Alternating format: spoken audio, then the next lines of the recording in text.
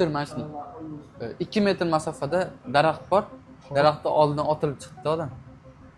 Shuni oyog'imni ushlaganda badanim titrab ketdi. Nima sababdan bo'lgan bu ishni qilgan inson? U inson nima sababdan? Shuni yuzi boylangan, yuzi yo'q, ana boylanib tashlagan. Ha, maskada. Shuni oyog'imni ushladi, oyog'ni mashinasiga bit ana qildim-da, itdan supurladim-da. Sumkamdan shart ushladi. Ha. U birinchisi ko'rganim uzoqroq dedi u odam. Ha. U ikki kishi yopishganda meni ushlardi. Bir kishilik uchun Uzoqdagisi uzoqroq dedi. 10 metr uzoq dedi. Nariga 2 metr. Ha. Shuni tapirib turib oldi. U sumkani u kelguncha sumkani olib oldi mendan.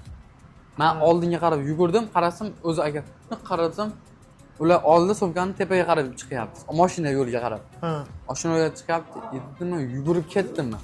Men respublikaga aloqa chiqdim. O'zbekiston meni qo'riqlab turadigan insonlar bor. O'zbekistonda O'zbekiston meni analiz qilib turadigan odamlar bor. Xo'p. Ularga aloqaga chiqdimda